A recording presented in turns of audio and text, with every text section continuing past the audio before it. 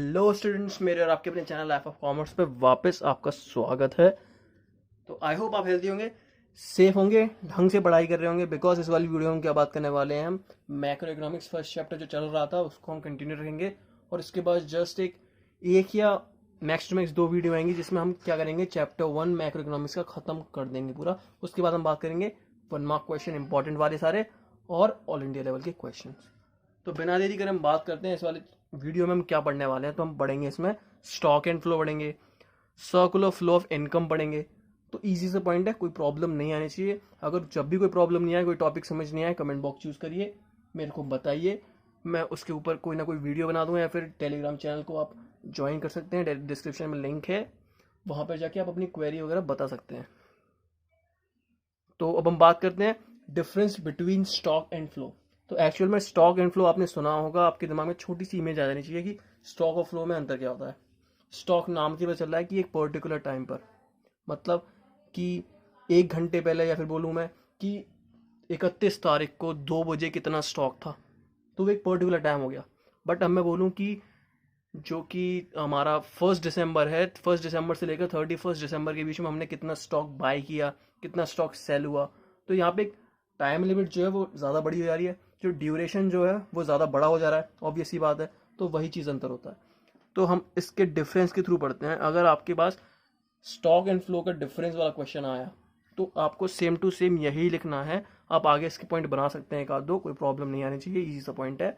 But अगर question आया कि difference between stock and flow, तो आपको सेम टू सेम यही एग्जैक्ट पॉइंट लिखना होगा, तभी आपको फुल टू फुल मार्क्स मिलेंगे। तो अब हम बात करते हैं, मैं आपको समझाता चल रहा हूँ कि सबसे पहले आपको करना पड़ेगा, मीनिंग लिखना पड़ेगा। और ये जो एग्जाम्पल होता है ना, वो आपको सबसे नीचे लिखना पड़ेगा। एग्जाम्पल हमेशा सबसे नीचे डालने की कोशिश करिए आप, और मीनिंग को सबसे ऊपर डालने की कोशिश करिए। तो आपको ये वाली बेसिक वाला पॉइंट जो है, बेसिस वाला, वो आपको ज़रूर ही लिखना है। अगर आप ये लिख देंगे तो इतना इंप्रेशन नहीं बन पाएगा। अगर आपने ये लिखा तो आपके क्वेश्चन का इंप्रेशन ही अलग होगा एक टीचर पर। तो स्टॉक का कॉन्सेप्ट क्या हमारा, मीनिंग क्या हमारा, stock is that quantity of economic variables. कोई भी इकोनॉमिक वेरिएबल्स जैसे गुड्स एंड सर्विसेज हो गए हमारे, सर्विसेज तो नहीं, गुड्स ही मानिए, सर्विसेज को हम स्टॉक में हम कंक्लूड नहीं कर सकते। तो stock is that quantity of an economic variable which is measured at a particular point of time.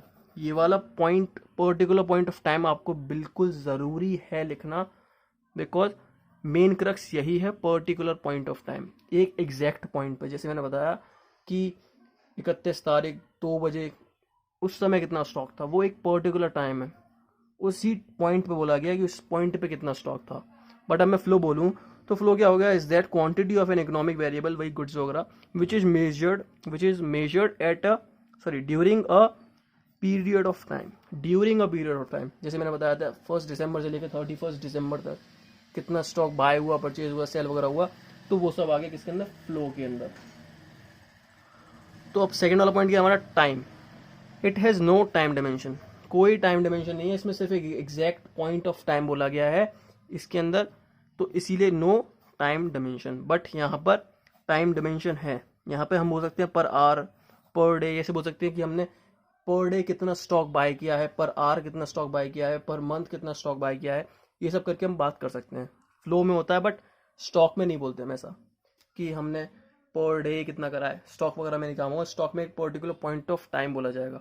अब कॉन्सेप्ट थर्ड वाली की बात करें, it is a static concept. Static मतलब जिसमें चेंज नहीं है, जिसमें फ्लक्चुएशन वगैरह नहीं है।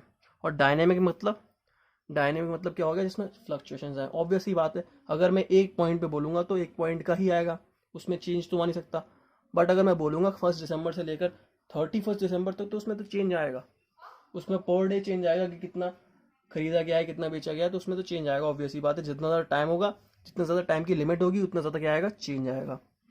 तो एग्जाम्पल के थ्रू इस वाले क्वेश्चन को हम खत्म करते हैं। इसका मतलब क्या हमारा एग्जाम्पल क्या कह रहा है, क्वांटिटी ऑफ वेल्थ, मनी या एक्सेट्रा।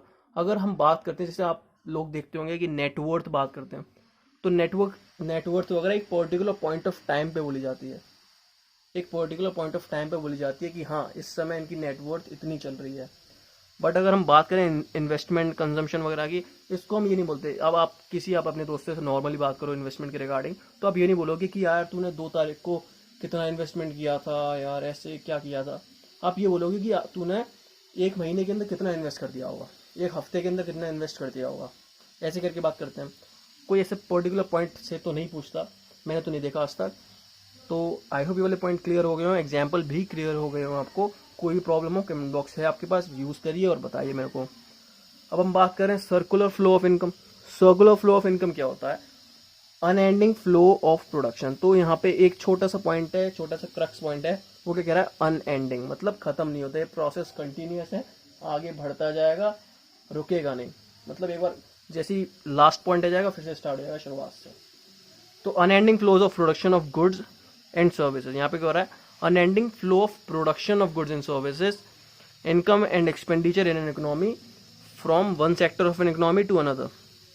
तो यहाँ पे क्या कह रहा है कि यहाँ पे फ्लो की बात हो रही है, production of goods and services की, इनकम की और एक्सपेंडिचर की, एक इकोनॉमी के अंदर एक सेक्टर से लेकर दूसरे सेक्टर। अब सेक्टर कौन से हो गए हमारे? हाउस होल्ड सेक्टर हो गए, गवर्नमेंट सेक्टर हो गए, हमारे प्रोडक्शन सेक्टर वगैरह हो गए, तो ये सब हो गए। तो अब हम बात करें फेसेस कौन से इंक्लूड होते हैं सर्कुलर फ्लो के अंदर। सर्कुलर फ्लो के अंदर कौन से फेसेस इंक्लूड होते हैं? अब पहले वाले फेस की बात करते हैं। Face is of circular flow के अंदर हम सबसे पहले वाले फेस की बात करते हैं, वो कौन सा? हमारा प्रोडक्शन फेस। तो production phase, in this face firms produce goods and services with the help of factor services. तो हम यहाँ पे सबसे पहले मैं एक बात बता दूं, बहुत इंपॉर्टेंट पॉइंट है, बच्चे काफ़ी कंफ्यूज हो जाते हैं इसकी वजह से। तो यहाँ पे हम किसकी बात कर रहे हैं? यहाँ पे हम सर्कुलर फ्लो ऑफ इनकम की बात कर रहे हैं। यहाँ पे इनकम का फ्लो कैसे होता है एक इकोनॉमी के अंदर, इनकम कैसे आती है और कैसे जाती है एक इकोनॉमी के अंदर, उसकी बात करेंगे हम। तो इस वाले आप पॉइंट को याद रखिएगा कि हम इनकम की बात कर रहे हैं। आप कंफ्यूज मत हो जाइएगा कि आप किसी और के पर्सपेक्टिव से देखने लगें, कि आप प्रोडक्शन सेक्टर के पर्सपेक्टिव से देखने लगे या फिर आप हाउस होल्ड सेक्टर के पर्सपेक्टिव से देखने लगे, आप उसकी वजह से कन्फ्यूजन हो जाएगी। आपको इतना याद रखना है कि हमें क्या देखना है यहाँ पे, बस इनकम का फ्लो देखना है इकोनॉमी के अंदर। तो किस फॉर्म में फ्लो होती है? सर्कुलर फ्लो होता है इनकम का एक इकोनॉमी के अंदर। तो अब हम बात करेंगे फेसेस क्या आता है, फेसेस क्या आते हैं सर्कुलर फ्लो के। तो वो क्या हमारा सबसे पहला प्रोडक्शन फेज है। तो इस फेज में क्या होता है? फर्म्स क्या करती हैं? प्रोड्यूस करती हैं goods and services with the help of factor services. तो यहाँ पे हम क्या बात कर रहे हैं? यहाँ पे हम प्रोडक्शन की बात कर रहे हैं। प्रोडक्शन क्यों कर रही हैं? बेचने के लिए। बेच कर क्या होगी? उनकी इनकम होगी। तो प्रोडक्शन फेज नाम से बता रहा है, प्रोडक्शन फेज में क्या होता है? प्रोडक्शन होती है गुड्स एंड सर्विसेज की, किसके अकॉर्डिंगली? किसकी हेल्प से? फैक्टर सर्विसेज, मतलब भाई रेंट वगैरह देना पड़ता है बिल्डिंग की हेल्प से, और या फिर जो सैलरी वगैरह वेजेस वगैरह प्रोवाइड करनी पड़ती हैं लोगों की हेल्प से, तो उन सब की मदद से। अब इनकम फेज क्या कह रहा है हमारा? This phase involves the flow of factor income from firm to the household. Okay, अब क्या हुआ यहाँ पर? अब फर्म ने प्रोडक्शन जो करी थी वो बेच दी, अब क्या आ गया? फर्म के पास पैसा आ गया। ओके, तो फर्म की भी क्या हो गई? हमारी इनकम हो गई। इजी सा पॉइंट है, फर्म की भी क्या हो गई? इनकम हो गई। अब फर्म क्या करेगी? जो उसने बिल्डिंग रेंट पे ले रखी है, रेंट पे करेगी। जिन लोगों ने काम करा है उनको वेजेस प्रोवाइड करनी पड़ेंगी, जो प्रॉफिट वगैरह हुआ है प्रॉफिट वगैरह देना पड़ेगा। तो इन सब के पास से क्या हो गया? अब फर्म के पास से किसके पास चली गई? हाउस होल्ड के पास। हाउस होल्ड वही वगैरह लोग वगैरह जो क्या करते हैं, काम वगैरह भी करते हैं, जो कंज्यूम भी करते हैं उनके प्रोडक्ट्स वगैरह को। तो हम यहाँ पे सिर्फ उन्हीं की बात कर रहे हैं जो कंज्यूम नहीं करते, काम करते हैं प्रोडक्शन में हेल्प करने के लिए। तो यहाँ पर क्या हो गया? रेंट दे दिया, वेजेस दे दिया, या फिर एक्सेट्रा वगैरह प्रॉफिट वगैरह हो गया। तो वो उसकी वजह से क्या हो गई? हमारी जो हाउस होल्ड है उनकी इनकम मिल गई, उनको इनकम मिल गई, उन्होंने काम किया था उनको इनकम मिल गई। तो अब फर्म के पास से क्या हो रही है? हाउस होल्ड्स के पास इनकम जा रही है। इजी सा पॉइंट है। अब एक्सपेंडिचर फेस में क्या हो रहा है कि जो अभी फर्म से लेकर हाउस होल्ड के पास इनकम जा रही थी, अब वो क्या हो रही है? अब वो वाली ही इनकम हाउस होल्ड से लेकर किसके पास जा रही है? वापस फर्म्स के पास। अब कैसे? Here income received by factors of production, वही हाउस होल्ड वाले जो भी थे जो कि काम कर रहे थे प्रोडक्शन के लिए, तो जो उन्होंने इनकम रिसीव करी, अब क्या करी उन्होंने? अब स्पेंड कर दी। अब स्पेंड किस पे कर दी? वापस सामान खरीदने में, जो कि क्या करा था उन्होंने? प्रोड्यूस करा था। या आप ये मत सोचिएगा कि आप जिन्होंने काम किया है वो उसी कंपनी के सामान खरीद रहे हैं। हम यहाँ पे सिर्फ सारी की सारी इंडस्ट्री, सारी की सारी फर्म, सारे के सारे प्रोडक्ट्स को एक ही जगह मान रहे हैं प्रोडक्शन सेक्टर के अंदर। कोई आप इतना मत सोचिएगा, कंफ्यूजन हो जाएगी ज़्यादा। हम सब कुछ कॉस्मेटिक, टेक्सटाइल वगैरह एक ही इंडस्ट्री के अंदर मान रहे हैं। तो यहाँ पे हम मान रहे हैं कि जो उस इंडस्ट्री से पैसा आ रहा है लोगों पे, वो लोग क्या कर रहे हैं? वापस कोई ना कोई चीज़ को खरीदने के लिए खर्च करेंगे। तो वापस क्या हो गई? उन इंडस्ट्री के पास, उन प्रोडक्शन सेक्टर के पास क्या पहुंच गई, इनकम पहुंच गई, जो कि किनको दी गई थी, फैक्टर्स ऑफ प्रोडक्शन को, उन लोगों को जिन्होंने हेल्प करी थी प्रोडक्शन में।